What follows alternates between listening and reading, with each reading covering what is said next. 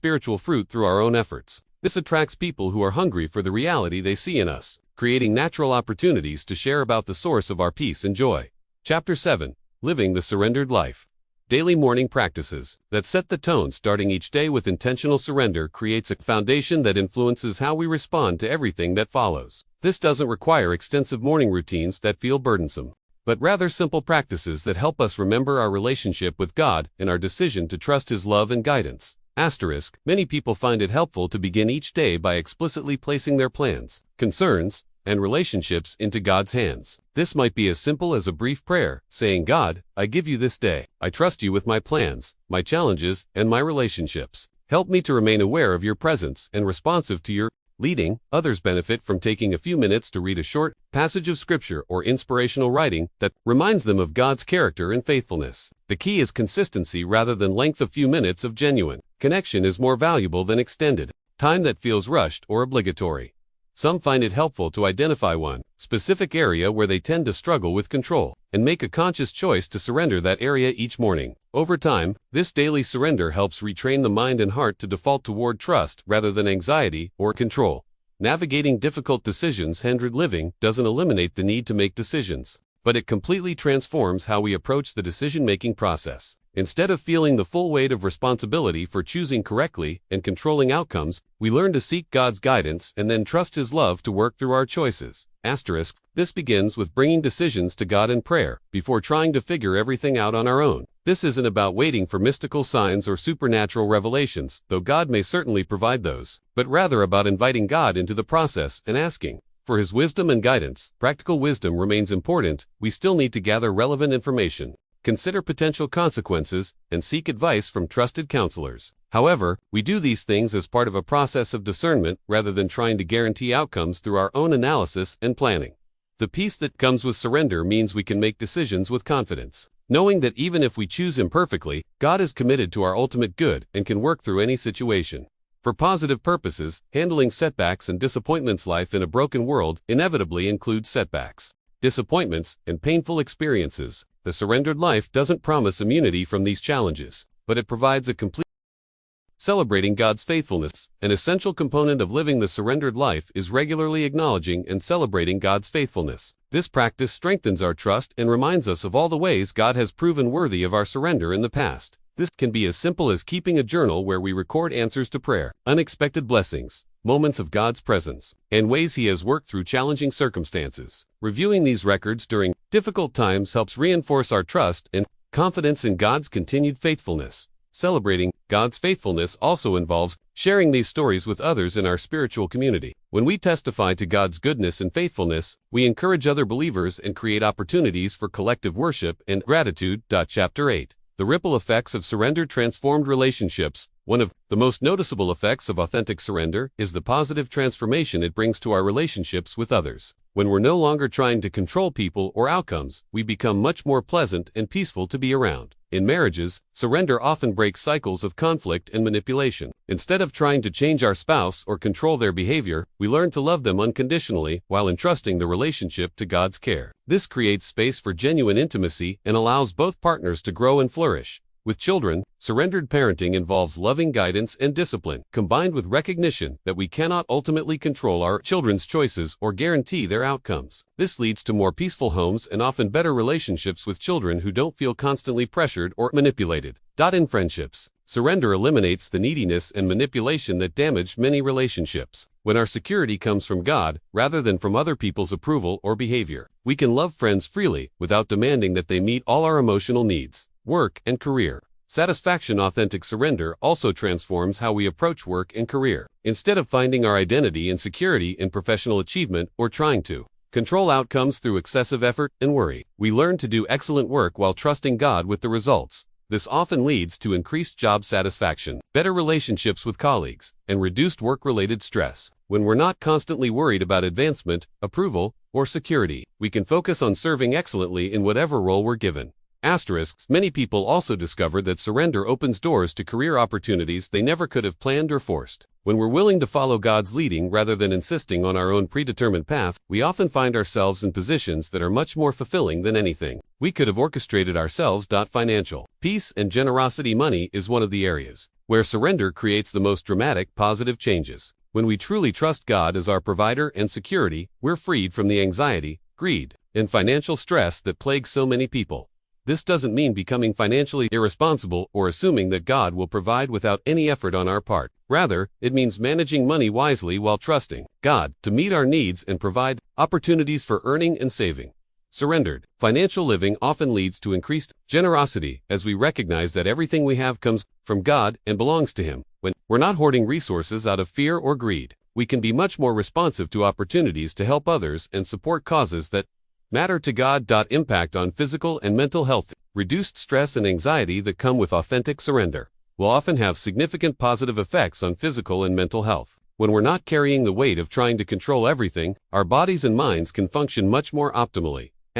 Many people report better sleep, reduced headaches, lower blood pressure, and fewer stress-related illnesses after learning to surrender control to God. The peace and security that come from trust create an internal environment that promotes healing and health. Mental health benefits include reduced anxiety and depression, greater emotional stability, and improved resilience during difficult times. When our security is rooted in God's unchanging love rather than constantly shifting circumstances, we have a stable foundation that supports psychological well-being. Chapter 9. Common questions and concerns. Doesn't surrender make us passive? One of the most common concerns about surrender is the fear that it will make us passive, lazy, or irresponsible. This concern usually stems from misunderstanding what authentic surrender actually involves. True surrender doesn't eliminate action or effort, it redirects them. Instead of exhausting ourselves trying to control outcomes we cannot influence, we focus our energy on the things we can actually affect while trusting God with the results. This often makes us more effective rather than less. Because our efforts are aligned with God's purposes and empowered by His strength, we work diligently, love sacrificially, and engage fully with life. But we do so from a place of peace and trust rather than anxiety and striving.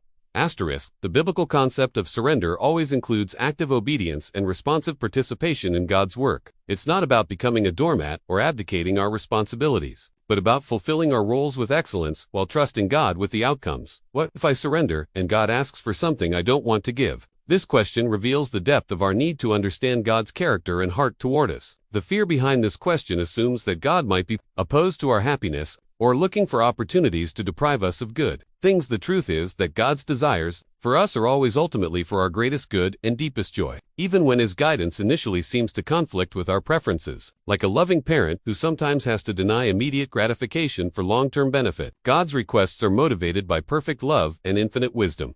Additionally, when we truly surrender, we often find that our desires begin to align more closely with God's will. As we grow in our relationship with Him and understanding of His character, we increasingly want what He wants because we trust His heart toward us. Even when surrender involves genuine sacrifice, God's grace provides the strength and peace needed to walk through difficult obedience. Many believers testify that some of their greatest joy has come through surrendering things they initially didn't want to give up. How do I know if I'm really surrendered or just fooling myself? This question demonstrates healthy spiritual self. The difference between authentic surrender and self-deception usually becomes apparent through our responses to challenging circumstances. Genuine surrender produces increasing peace, trust, and stability even when things don't go according to our plans. If we find ourselves constantly anxious, controlling, or resentful when circumstances are difficult, it may indicate that our surrender needs to go deeper. True surrender also leads to greater sensitivity to God's leading and increased desire for His will rather than our own. If we find ourselves consistently fighting against God's guidance or trying to negotiate different terms, we may need to examine whether we've truly released control. The fruit of authentic surrender includes growing love, joy, peace, patience, kindness, goodness, faithfulness, gentleness, and self-control. If these qualities aren't developing in our lives, it may indicate that we're still holding on to control in significant areas. What about planning and goal setting? Surrender doesn't eliminate the need for planning, goal setting, or taking initiative. God gave us minds and abilities to use wisely, and being good stewards includes making reasonable plans and working toward meaningful goals. The key is holding our plans lightly and remaining open to God's redirection. We can make plans while acknowledging that we don't know what tomorrow will bring and trusting God to guide our steps even when they lead in unexpected directions. Surrendered planning involves seeking God's guidance in the goal-setting process, regularly evaluating whether our plans align with His values and purposes, and remaining flexible when He opens or closes doors in ways we didn't anticipate. Many people find that surrendered planning is actually more effective than trying to control every detail. because it allows for divine opportunities and resources that we never could have arranged ourselves. Chapter 10. Your personal surrender. The first step in your journey into authentic surrender begins with a simple but profound decision, the choice to trust God's heart toward you. This isn't about having perfect faith or understanding everything about how surrender works. It's about taking one small step in the direction of trust. Consider beginning with whatever the situation is causing you the most anxiety or sense of need for control right now. Instead of trying to manage every detail of this situation, consciously choose to place it into God's hands with a simple prayer. God, I trust you with this. I release my need to control the outcome and ask for your peace and guidance. Don't worry about whether you're doing it perfectly or whether you'll be able to maintain this posture consistently. Simply make the choice to turn toward trust rather than control and allow God to meet you in that decision. You might also consider sharing your decision to pursue surrender with a trusted friend, mentor, or spiritual community. Having others pray for you and encourage you in this journey can provide valuable support and accountability. Developing daily practices. As you begin to experience the peace and freedom that come with surrender, you'll likely want to develop regular practices that help cultivate and maintain this heart posture. Remember that the goal is connection and trust rather than perfect performance of spiritual disciplines. Morning surrender prayers, regular gratitude practices, and brief moments throughout the day when you consciously release control can all help reinforce your decision to trust God. The key is finding practices that feel natural and life-giving. Rather than burdensome obligations, consider experimenting with different approaches to see what resonates most deeply with your personality and life's circumstances. Some people benefit from structured prayer times, while others prefer spontaneous conversations with God throughout the day. Some find journaling helpful, while others prefer meditation or worship music. The most important element is consistency rather than intensity. A few minutes of genuine surrender each day will have much more impact than occasional long sessions that feel forced or unsustainable. Building community support. Surrender is both deeply personal and inherently communal. While your relationship with God is unique and individual, having a supportive community of fellow believers can provide encouragement, wisdom, and accountability that makes the journey much easier and more joyful. Look for people in your life who demonstrate the peace and freedom that come with authentic surrender. These might be mentors who can guide you, peers who can walk alongside you, or even people you can mentor as you grow in your own understanding. Don't be afraid to be vulnerable about your struggles with control and your desire to learn deeper surrender. Many believers struggle with these same issues, but rarely talk about them openly. Your honesty may create opportunities for meaningful spiritual conversations and mutual encouragement. Consider joining or starting a small group focused on spiritual growth and authentic living. Having regular opportunities to share experiences, pray for one another, and learn together can accelerate your growth and provide crucial support during challenging seasons. Recognizing and celebrating progress as you practice surrender. It's important to recognize and celebrate the progress you're making, even when it feels slow or incomplete. Transformation rarely happens overnight, and acknowledging small steps forward helps maintain momentum and builds confidence in God's work in your life. Notice moments when you respond with peace instead of anxiety, when you choose trust over control, or when you experience God's presence in the midst of uncertainty. These may seem like small victories, but they represent significant shifts in your heart posture that will compound over time. Keep a simple record of times when surrender led to positive outcomes. Not to try to earn God's favor, but to build your confidence in His faithfulness. When you can look back and see how God worked through situations you entrusted to His care, it becomes easier to surrender future concerns. Also celebrate the internal changes that may not be visible to others. Increased peace, deeper joy, greater patience, or stronger sense of God's love. These heart-level transformations are often the most significant indicators of spiritual growth. Preparing for believer experiences seasons when surrender feels difficult or when old patterns of control resurface. Instead of seeing these times as failures, recognize them as normal parts of the spiritual growth process and opportunities for deeper learning. When you notice yourself slipping back into anxiety, control, or striving, don't waste energy on self-condemnation. Instead, simply acknowledge what's happening and make a fresh choice to return to trust. God's patience with our imperfect progress is infinite, and His love for us doesn't fluctuate based on our spiritual performance. Sometimes setbacks reveal areas where our surrender needs to go deeper, or where we've been trying to maintain control without realizing it. Use these discoveries as opportunities for growth rather than reasons for discouragement. Remember that even mature believers continue to grow and surrender throughout their lives. The goal isn't to reach a state of perfect trust that never wavers, but to develop a heart that increasingly defaults toward God rather than self-reliance. Chapter 11. The deeper dimensions of surrender. Identity and self-image. One of the most profound levels of surrender involves releasing our carefully constructed self-image and allowing God to define who we are. Many of us build our identity around our achievements, roles, abilities, or even our spiritual maturity. While these things may be good in themselves, when they become the foundation of our worth and security, they prevent us from experiencing the deep rest that comes from knowing we are loved simply for who we are. This level of surrender can be particularly challenging for people who have built successful careers, developed expertise in certain areas, or gained recognition for their spiritual leadership. The fear is that without these external validations, we might discover that we're not as valuable or significant as we thought.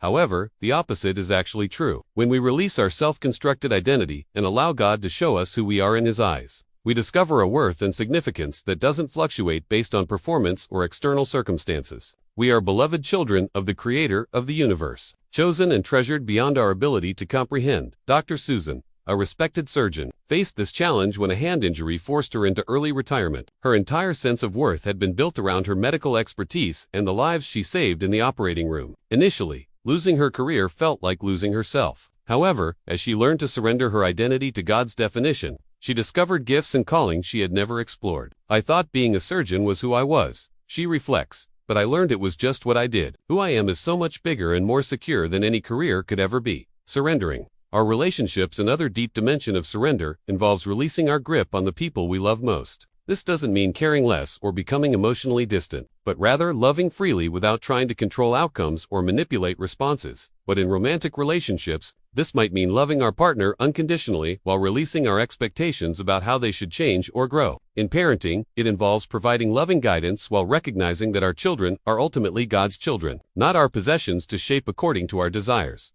This type of surrender is often the most difficult because our hearts are so deeply invested in the people we love. We want to protect them from harm, guide them toward good decisions, and ensure their happiness. However, when we try to control the people in our lives, we often create the very problems we're trying to prevent.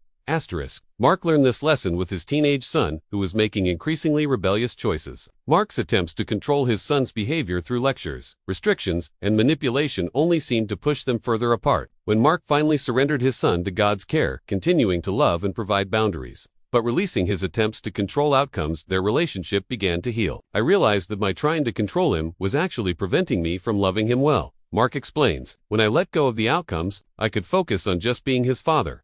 Surrendering our understanding. The most intellectually challenging aspect of surrender involves releasing our need to understand everything about God's ways or to have our spiritual questions answered before we're willing to trust. This is particularly difficult for people who are naturally analytical or who have been trained to solve problems through research and logical thinking. While seeking understanding and asking questions is healthy and important, making our trust conditional on complete comprehension keeps us from experiencing the peace that comes from resting in God's wisdom even when we can't see the full picture.